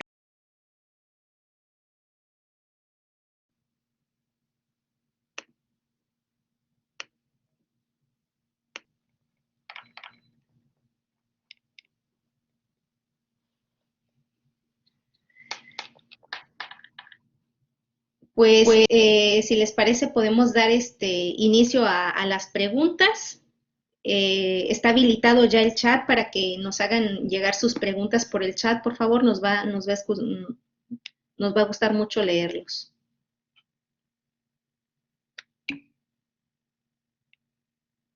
Ah, sí, claro que sí, Eduardo, en un momento lo pegamos. Está quedando grabada, está siendo transmitida por el Facebook de la Facultad de Ciencias Humanas, pero de cualquier modo, las estamos poniendo, vamos a poner a disposición de la Secretaría de Educación y de los compañeros del COSIT Baja California esta grabación para que ellos puedan transmitirlas en sus espacios, en sus redes sociales. Qué bueno, Carol, nos da muchísimo gusto que te ayude, espero que sea así. Eduardo Borunda nos pregunta si hemos otorgado estas recomendaciones a la Secretaría de Educación Estatal. Pues la verdad, estamos como ustedes, ¿no? Yo creo que justamente este es un primer paso. Juan Carlos, también si gustas compartir el micro, este es un primer paso de acercamiento, ¿no? Les digo, básicamente las recomendaciones se hacen desde lo que se ha venido realizando para la educación superior, porque es donde se ha implementado este modelo híbrido. Y justamente para la conformación de estas diapositivas que ustedes tuvieron a bien realizar y revisar, pues hemos tenido que hacer todo un recorrido, todo un análisis de todos estos documentos que aparecieron en una de las últimas diapositivas.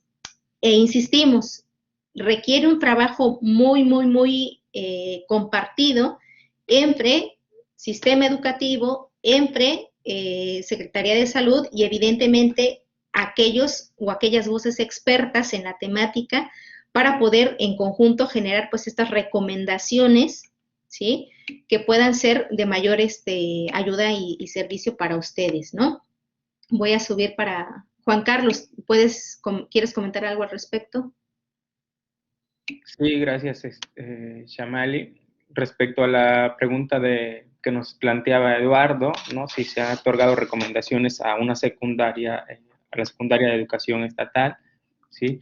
Remitirle que esto, digamos, lo que nosotros les presentamos el día de hoy, se retoma básicamente del documento de Estrategia Nacional para la Reapertura de Escuelas, ¿no?, en el entendido de que ya las autoridades estatales, digamos, de Baja California, ya ellos, digamos, toman sus acuerdos, ¿no?, sus medidas, sus fechas y estrategias ya muy particulares que no tendrían que variar, ¿no?, del marco general, pero bueno, en el marco de un Estado libre y soberano no sabemos cuáles son esas recomendaciones que puedan hacer de manera particular para cada una de las secundarias, ¿no? Hay que estar, a ver, aquí, digamos, me da la impresión que el exceso a veces de información termina generando más confusión que claridad, ¿no? Creo que es muy importante, ¿no?, que nuestros líderes educativos puedan estar, que exista mucha comunicación, mucho consenso para que puedan darnos o proporcionarnos una información bastante organizada y precisamente que sea bastante orientativa, ¿no? Otra pregunta, dando continuidad, ¿no?, que nos hace Miguel Ángel, nos dice, ¿qué garantiza no tener un cierre posterior a la reapertura escolar, como lo mostró al inicio de la presentación? Yo creo,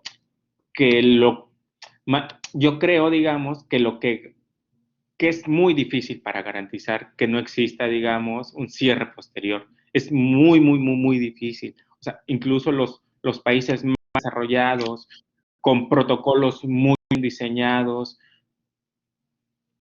con medidas de seguridad muy bien establecidas, ¿no?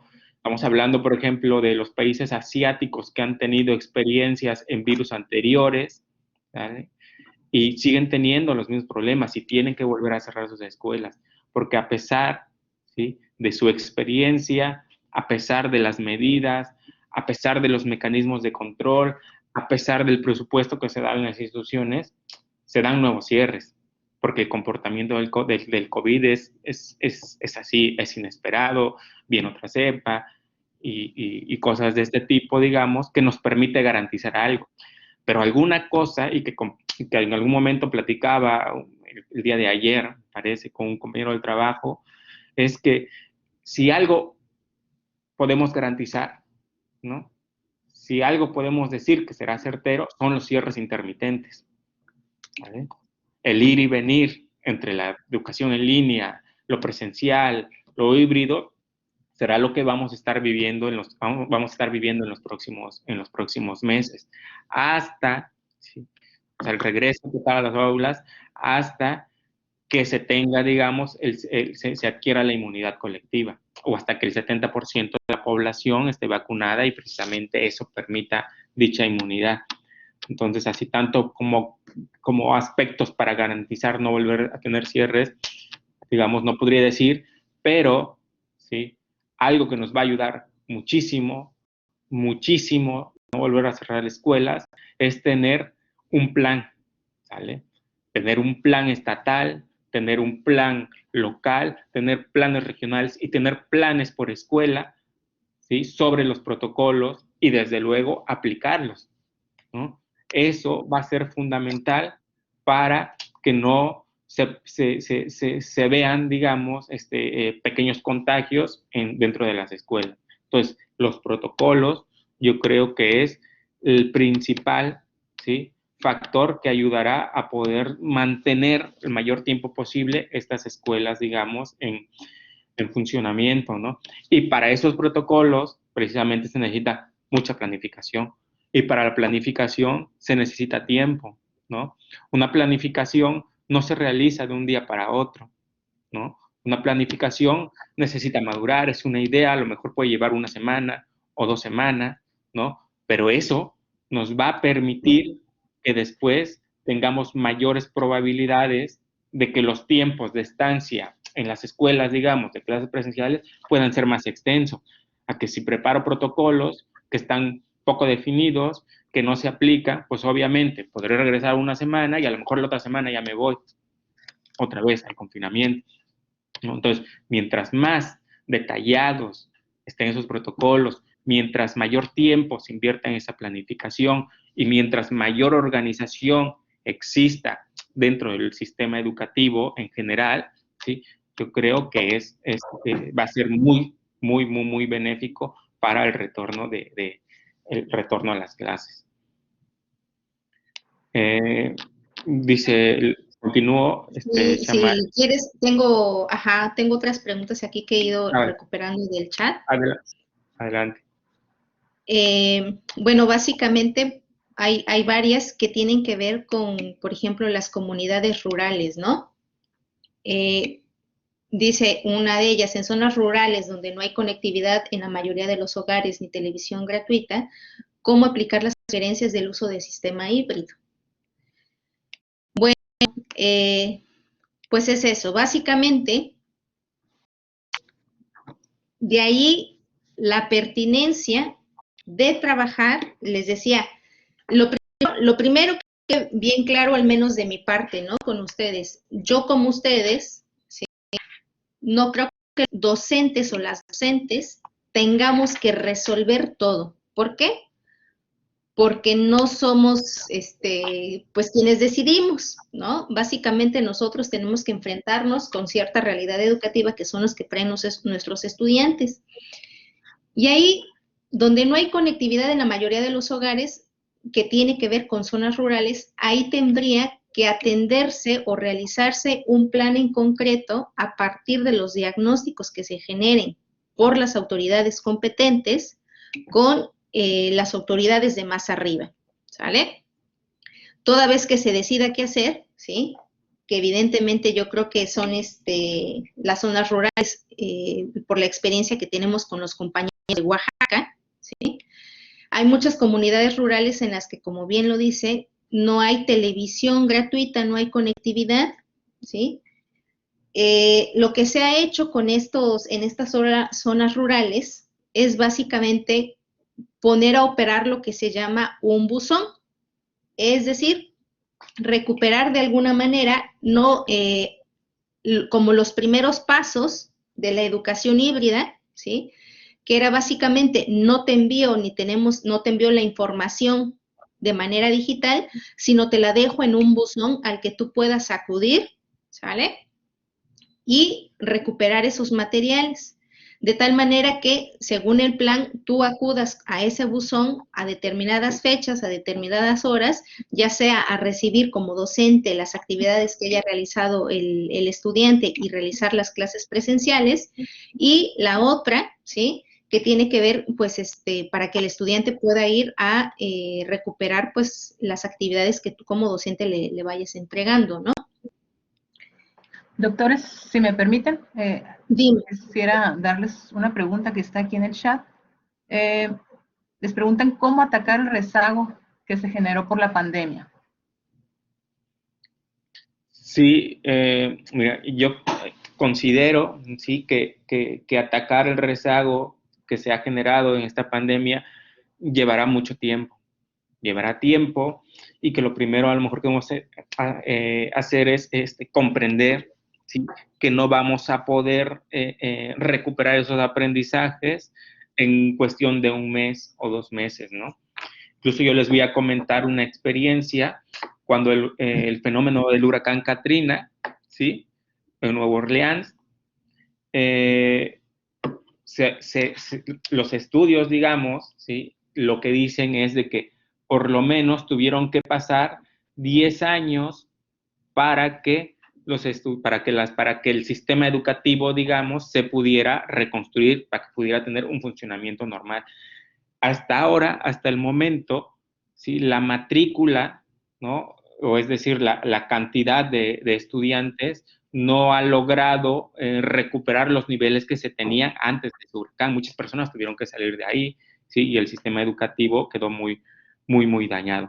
Entonces, recuperar digamos, esos aprendizajes nos podrían llevar años, ¿no? Nos podría llevar años, y en ese sentido lo que podemos hacer, ¿sí?, lo que sí podríamos hacer es recuperar lo que resulta imprescindible para los estudiantes, digamos, para que los estudiantes tengan un buen desarrollo, ¿sí? O sea, de todo lo que no se aprendió, seguramente hay cosas muy fundamentales, ¿sí?, que sí o sí necesitan darse prioridad, ¿sí?, para empezar una etapa de recuperación, ¿sí? No es que se tengan que recuperar o abordar todos los temas que no se hayan visto, ¿no?, sino que vamos a retomar aquellos que resultan fundamentales y, en primer lugar, los que permiten al estudiante continuar al siguiente ciclo, ¿vale? La dificultad que vamos a encontrar ahí va a ser al momento cuando hay un salto entre el nivel educativo, ¿no? Porque cuando hay un salto entre el nivel educativo, entre primaria y secundaria, o entre secundaria y bachillerato, ¿sí?, es más difícil, ¿no?, que los profesores que dan en los primeros años puedan, digamos, reajustar, ¿no?, sus actividades en función de qué elementos de aprendizaje tengan los estudiantes. Pero yo creo que sí necesita ahí bastante tiempo y se necesita priorizar, ¿sí?, cuáles son esos contenidos, esos aprendizajes más relevantes y de mayor importancia para el desarrollo posterior del estudiante e inmediatamente para que pueda adquirir los próximos, digamos, contenidos. No sé si Shamali quieres Sí, opinar muchas algo. gracias. La profesora Librada Báez pregunta, ¿qué recomendarían para los primeros días con los alumnos en el aula?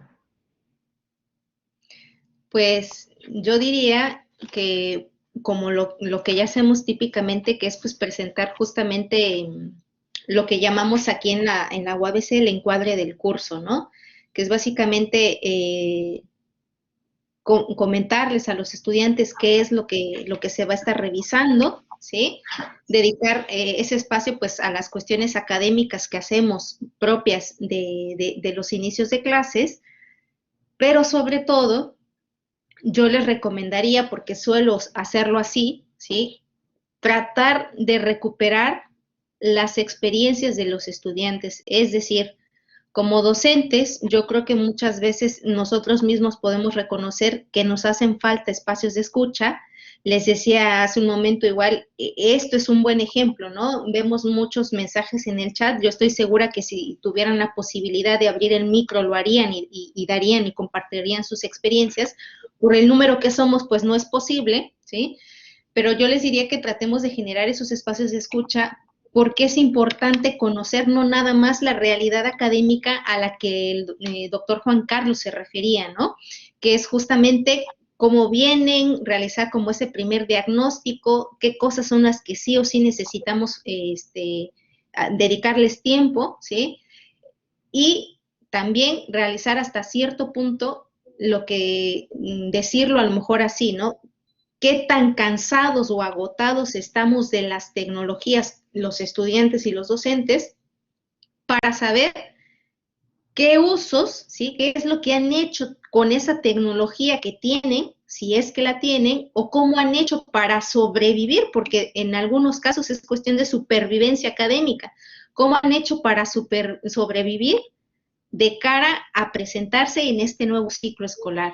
Y a partir de eso, ¿sí?, de esos diagnósticos que podamos realizar nosotros, de manera informal incluso, a partir de eso, hacer los ajustes correspondientes en la planificación. Eso es lo que podría recomendar. Sí, muchas gracias, doctora. Hay muchísimos comentarios, agradecimientos, felicitaciones, y pues marcando también una preocupación, ¿verdad?, por la realidad existente en los diferentes aulas, planteles, en donde pues todavía hay cierto rezago en infraestructura, o bien, hablando de la cuestión en línea, pues esta cuestión, ¿no?, de la conectividad o de la falta de recursos muchas veces de padres de familia en general, ¿no? Serían esas como los comentarios y efectivamente hablando pues de la necesidad, ¿no?, de un diagnóstico, que se pueda contar con un diagnóstico a tiempo que les permita también a ellos llevar esa planificación de manera oportuna. Déjenme, aquí tengo piden, voy a volver a compartir el formulario y cómo atender a niños que perdieron algún familiar y no han superado el duelo. Sí, les digo, básicamente, pues, yo creo que también les digo, yo creo que hay que reconocer, yo sé que nuestra vocación es muy, muy, muy, muy bonita, ¿sí? Pero hay que reconocer hasta dónde podemos llegar y hasta dónde no, ¿sí? Como les decía, el trabajo del docente no es un trabajo en solitario, ¿sí? En concreto, ¿sí?, para aquellos estudiantes que hayan perdido un familiar, ¿sí?, la primera recomendación que les haría es traten de contactar pues, con algún apoyo psicológico, ¿sí? Aquí en la UABC tenemos varios espacios que se pueden consultar de manera gratuita, pero evidentemente requiere del acercamiento con un experto en la temática, ¿no? Entonces, la recomendación tanto para quienes hayan perdido un familiar como quienes estén pasando por situaciones complejas que no necesariamente podemos atender como docentes, es siempre acérquense a un experto, ¿sí? Y de alguna manera, como docente, pues es eso, ¿no? Ser empático con la realidad que está presentando el estudiante y tratar de adecuar a lo mejor las actividades, ¿sí? No sé, suponiendo, si yo digo, ve con papá y mamá y realiza fotografías de las diferentes plantas de tu casa, si yo sé que ese niño o esa niña tuvo una pérdida, ya sea de su padre o su madre, pues tengo que ajustar esa actividad, ¿no? Entonces, son esas pequeñas cosas que de alguna manera como docentes intuimos, pero que la voz de un experto nos va a ayudar en todo caso, a confirmarlas, ¿no? Cómo podemos proceder. Fíjate que ahí yo creo que también podría servir el hecho de reforzar o intentar apoyar la reconstrucción de las redes de apoyo entre estudiantes que se construye al interior de las aulas, ¿no? Creo que eso ha sido una línea, digamos, o un factor que se ha dañado, ¿no?, demasiado durante más de un año de confinamiento, porque cuando nosotros vamos a la escuela, ¿sí?, realmente tenemos o establecemos ciertas amistades que nos permiten en algún momento superar momentos difíciles. Cuando se rompe, cuando se suspende las actividades presenciales, se rompió con eso. Hay que recordar que la función de la escuela es una parte de desarrollo, digamos, intelectual, pero también una parte muy importante, ¿sí?, de desarrollo socioemocional. Ustedes pregunten, ¿sí?, o seguramente lo han preguntado a un niño, ¿sí?, ¿por qué quieres regresar a la escuela? Casi todos dicen, sí. ¿Por qué quieres regresar a la escuela? Y yo creo que en sus respuestas vamos a encontrar precisamente por los amigos, por las amistades, porque extraño a fulano, porque extraño a sultán, ¿no? Entonces, establecer esas redes de apoyo, sí, como mecanismos, porque son núcleos, digamos, que les permiten precisamente superar en algunos momentos circunstancias difíciles.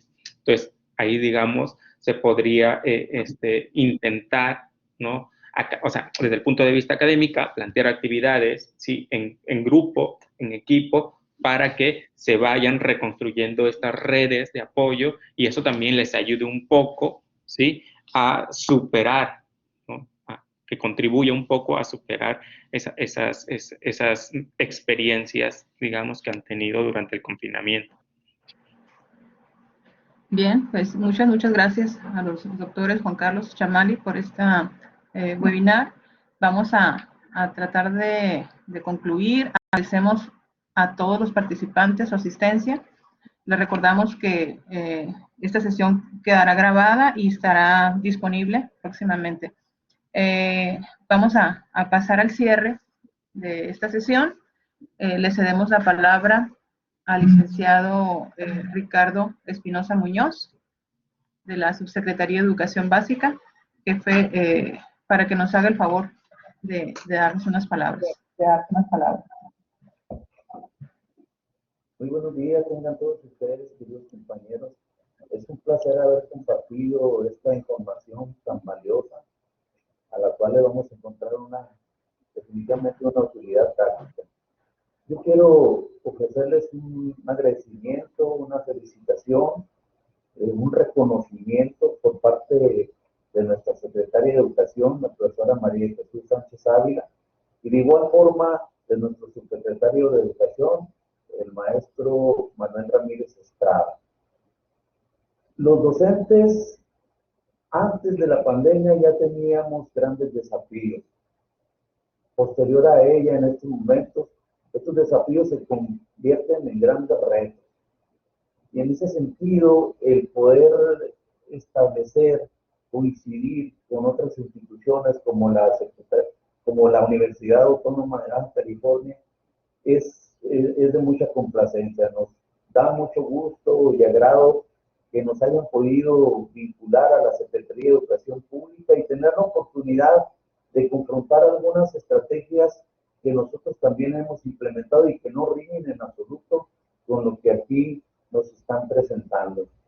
Yo quiero agradecer de parte de nuestra Secretaria de Educación al director del Consejo Estatal de Ciencia e Innovación Tecnológica, al doctor Abraham Orozco Lozano, de igual forma a la subdirectora de la Facultad de Ciencias Humanas, la doctora Heidi Zúñiga Amaya, y de manera pues muy particular a quienes estuvieron el día de hoy conduciendo los trabajos, como es el doctor Juan Carlos Castellanos y la doctora Chamani Niño Carrasco, profesores e investigadores de la Facultad de Ciencias Humanas. Muchas felicidades. Le reitero nuestro agradecimiento y no sin antes ponernos a sus órdenes. Muchas gracias y háganlo extensivo a quien corresponda. Muchas gracias, maestro Ricardo Espinosa.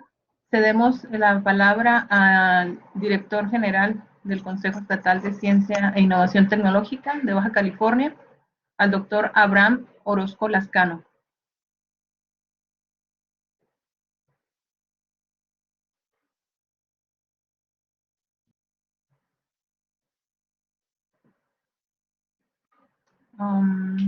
¿Está por ahí el doctor? Permítame un segundo.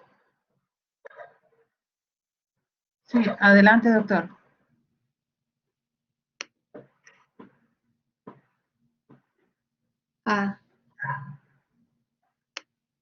Sí, hay que concederles, permítame, doctor, le concedemos el permiso.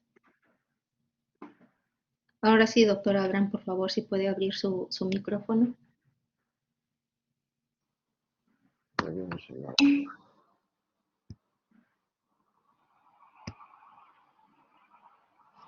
Creo que ya está. Sí. Muy buenos días a todos. A nombre de la Secretaria de Educación y Presidenta del Consejo Estatal de Ciencia, la maestra María de Jesús Sánchez Ávila, a nombre también de nuestro señor gobernador, el ingeniero Jaime Bonilla Valdés, quiero agradecer a la Universidad Autónoma de Baja California, a la Facultad de Ciencias Humanas y a la doctora Chamali Niño Carrasco y al doctor Juan Carlos Castellano Ramírez, que estuvimos trabajando de manera coordinada en este tema, que es un tema sumamente importante porque el tema del COVID-19 trae una pandemia que nos ha dejado lastimado en todos los rubros, tanto en el rubro económico, el rubro de salud, y dígase que el tema educativo, pues obviamente fue también uno de los más lastimados. Hoy estamos viviendo una problemática en cuestión del rezago educativo que existe, lo estamos viendo. Necesitamos realizar un diagnóstico como tal para saber qué indicadores nos arroja este diagnóstico. Estamos enfrente de un trabajo que ha hecho los docentes totalmente contra marea, han nadado contra el mar ahí en ese sentido, han implementado nuevas acciones. Hoy se ve la necesidad de realizar una plataforma o realizar la educación híbrida. Eso es una necesidad que es totalmente clara, como lo dijeron ahorita en la exposición que realizó, y en específico lo dijo el doctor Juan Carlos Castellanos Ramírez. El tema de atender, bueno, ya sea de forma presencial, pues las tareas complejas o difíciles, y en el tema de las plataformas o el tema virtual, pues obviamente las actividades que se realizan ahí, ¿no? Entonces, esa conjugación de temas nos llevará, obviamente, creo que a un buen término. Las recomendaciones que hacen son muy, muy claras y específicas y creo que van a beneficiar demasiado a todo el sector docente de la Secretaría de Educación de entrada del Estado de Baja California, esperando que este tema también pudiéramos replicarlo en otra región. No es un tema fácil, es un tema complejo, mas sin embargo creo que los docentes siempre se han dado esa tarea de poder salir adelante. Creo que será un tema que ya dominan bastante en este tema de la pandemia, han podido ellos ir avanzando. Entonces, fue una exposición muy buena, les doy las gracias, la verdad, porque este tipo de materiales coadyuvan demasiado entre los sectores. El sector, obviamente, de educación superior, que en el tema de educación básica y también media superior, va a ayudar demasiado. Yo sé que la UABC siempre ha estado a disposición y ha estado con la mejor materia de trabajar con todos los organismos. Y sí, de verdad, se tocó un tema bastante interesante. No tengo más que agradecerles, reconocerles la muy buena exposición que realizaron y muchas gracias. Buen día. Sí, muchas gracias. Agradecemos a los doctores Juan Carlos Castellanos Chamali, Niño de Carrasco. Vamos a hacer el cierre. La Universidad Autónoma de Baja California, la Coordinación General de Educación Básica de Baja California y el Consejo Estatal de Ciencia e Innovación Tecnológica de Baja California agradecen su asistencia. Buen día. Muchas gracias. Hasta luego.